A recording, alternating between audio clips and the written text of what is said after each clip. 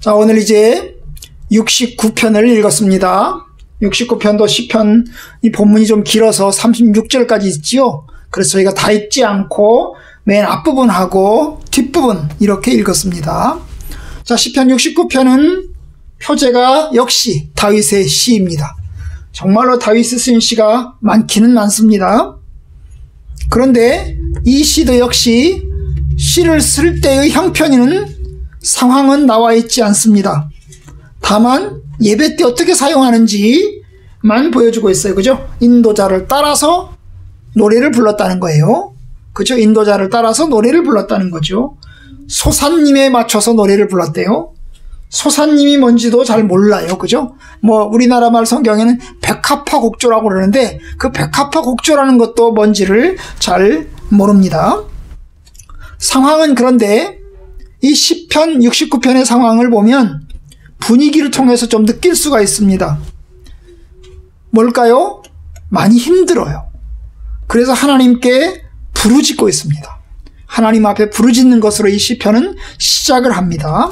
그래서 간구의 시 혹은 부르짖음의 시라고 볼 수 있습니다.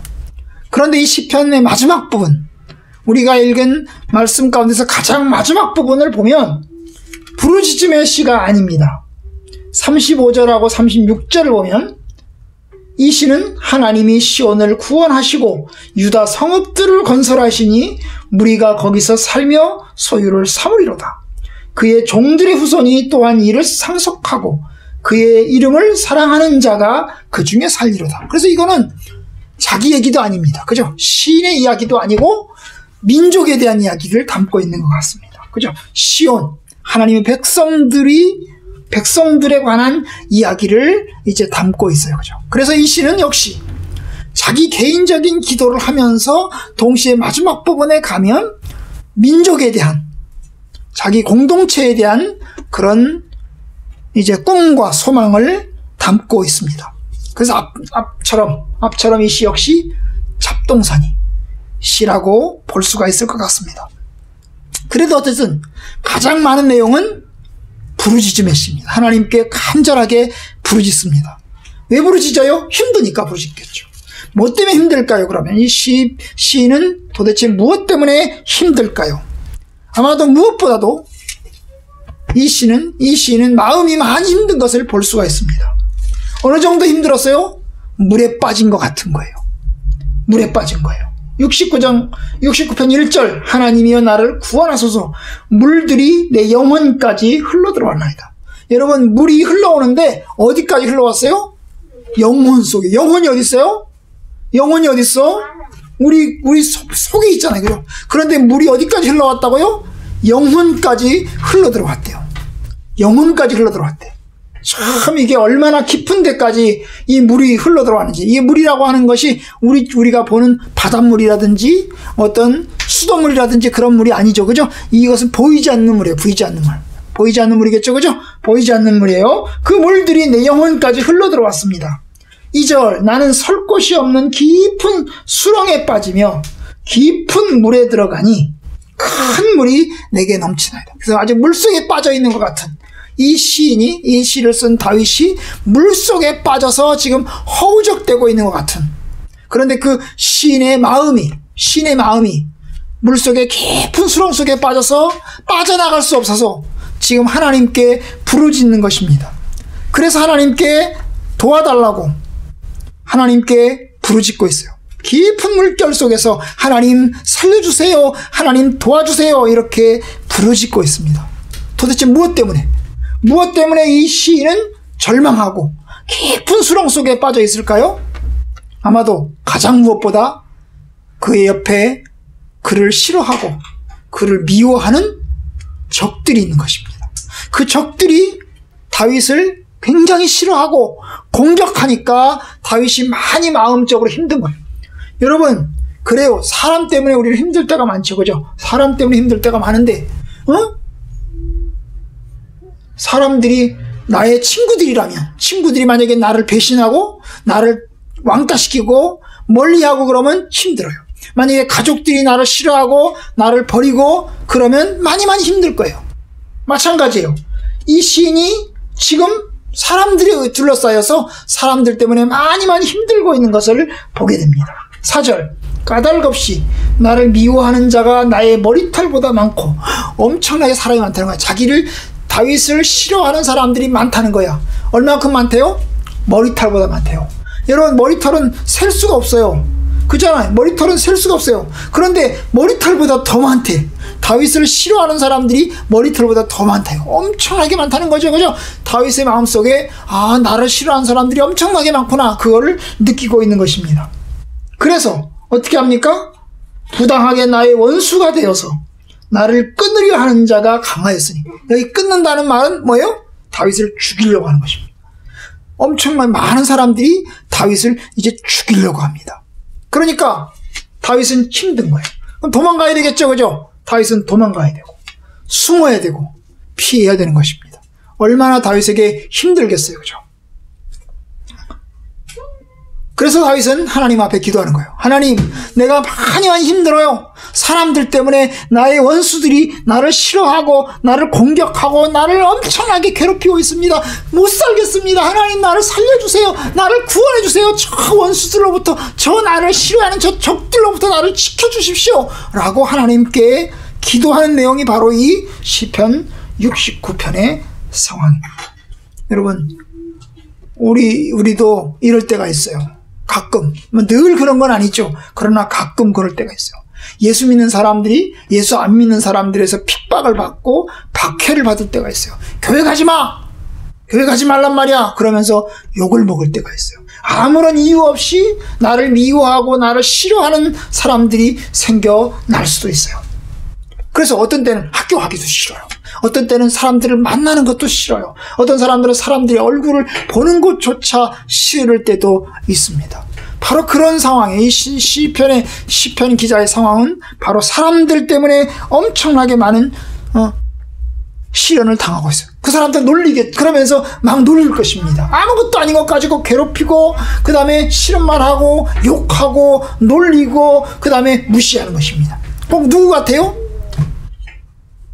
욥 같고 예수님 같아요. 여러분, 예수님이 십자가를 지고 가실 때 사람들이 어떻게 했어요? 사람들이 놀렸죠. 막 놀렸습니다. 때렸습니다. 뺨도 때렸습니다. 예수님의 머리에 뭐예요? 이 가시관을 씌워놓고 놀렸습니다. 예수님한테 아름다운 옷을 펴놓고 놀렸습니다. 야, 네가 왕이라며? 너 왕이지? 왕이면 임금님의 관을 써야 돼. 그러면서 가시관을 씌웠고, 야, 네가 왕이라면 왕복을 입어야 돼. 그러면서 화려한 옷을 입었어요. 화려한 옷을 입기만 했나요? 그 다음에 때렸어요. 엄청나게 많이 주먹으로도 때리고 말이에요. 찌찌로도 때리고, 그러면서 때렸어요. 그리고 놀렸어요. 엄청나게 힘들죠. 그죠? 바로 이 다윗의 상황이 그래요. 사람들에게서 놀림받고 공격당하고 무시당하는 그런 상황입니다. 심지어는 가족들에게도 역시 버림받은 것 같아요. 왜냐하면 8절에 보면 내가 나의 형제에게는 객이 되고 나의 어머니의 자녀에게는 낯선 사람이 되었습니다. 여기 나의 어머니 자녀가 뭐예요? 형이에요. 형제. 자기 동생들조차, 자기 형제들조차 자기를 싫어할 정도가 됐습니다. 가족인데, 가족은 사랑해야 되잖아. 다른 사람들이 공격하고 그 다음에 싫어해도 가족은 사랑해야 되잖아. 그죠? 그런데 가족조차 싫어하고 가족조차 안 보길 원해요. 어떤 사람들이 그럴까? 만약에 그 사람이 문둥병에 걸리면 가족조차 어떻게 해요? 그 사람하고 같이 있는 것을 싫어해요. 그죠? 그럴 수 있겠죠? 그죠? 바로 그런 상황하고 비슷한 것입니다. 그래서 하나님 앞에 기도를 했어요. 하나님, 나를 살려주시고 나를 구원해주세요. 그러면서 하나님 앞에 금식을 했어요.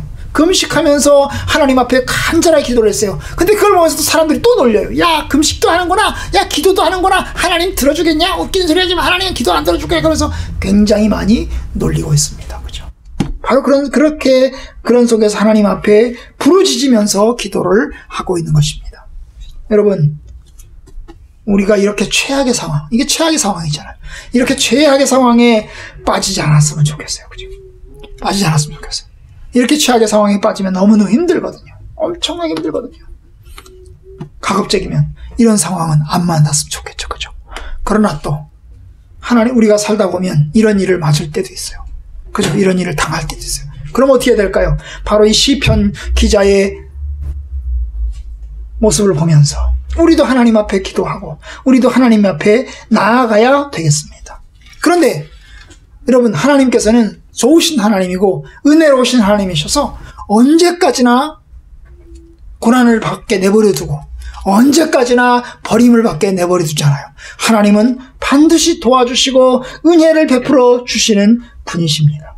바로 그것을 이제 이 시편 기자가 고백하고 있는 거예요. 하나님이 나를 도와주실 텐데, 하나님이 나를 구원해 주실 텐데, 그러면 내가 하나님께 찬송하고 내가 하나님께 노래하고 기뻐하겠습니다. 그것이 어디 있어요? 30절에 있잖아.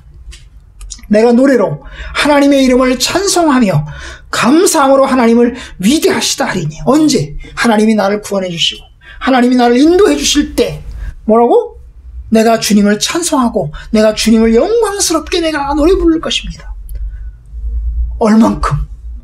엄청 하늘만큼 하나님을 찬송하고 제가 노래를 부르게 될 것입니다. 하나님은 우리의 기도를 듣고 버리지 않고 반드시 들어서 응답해 주시는 하나님이십니다. 바로 그러한 하나님을 그는 믿고 있습니다. 그죠? 그는 믿고 있어요. 그렇습니다. 우리가 하나님 앞에 기도하면 하나님은 우리의 기도를 반드시 들으실 것이라고 믿습니다. 하나님은 능력의 하나님이시고 우리를 도와주시는 하나님이십니다. 33절, 여호와는 궁핍한 자의 소리를 들으시며 자기로 말미암아 갇힌 자를 멸시하지 아니하시는. 하나님은 간절하게 기도하는 사람, 가난한 사람, 힘든 사람의 기도를 하나님이 어떻게 하신다고요? 들으신다는 거예요. 그리고 멸시하지 않아요. 멸시한다는 게 뭐야? 야, 너 기도 안 들을 거야. 나 귀 탁 틀어막고 안 들을 거야. 하지 않으시고 어떻게 해요? 하나님이 다 듣고 가장 좋은 길로, 생명의 길로, 구원의 길로 인도하신다는 것입니다. 바로 그것을 그는 믿고 있습니다. 주님, 하나님은 나의 기도를 들으실 것입니다. 그러면 나는 하나님을 찬송하고 내가 주님께 노래하고 내가 주님께 경배할 것입니다. 여러분, 맞아요. 주께서 우리의 기도를 들으실 것입니다. 우리를 선하게 인도해 주실 것입니다. 우리는 그것을 믿습니다. 그것을 믿습니다. 그리고 하나님의 백성들과 주의 나라를 선하게 이끌어 가시고 만들어 가실 것입니다. 바로 그 소망이 이제 시편의 마지막 부분에 들어있는 것입니다. 하나님은 나의 기도를 들으시고 나를 인도해 줄 뿐만 아니라 우리 성악교회에 있는 성도들, 하나님을 믿는 주의 백성들, 주의 자녀들을 주의 하나님 나라에서 풍성한 기쁨과 생명을 누리게 해주실 것입니다. 우리 모두가 주님을 찬양하는 날, 하나님을 기쁘게 노래하는 날이 속히 오기를 주님의 이름으로 축원합니다. 코로나가 얼른 끝나서 학교도 가고 또 주님께 마음껏 예배드리고 찬양하는 날도 함께 오기를 원합니다. 아멘.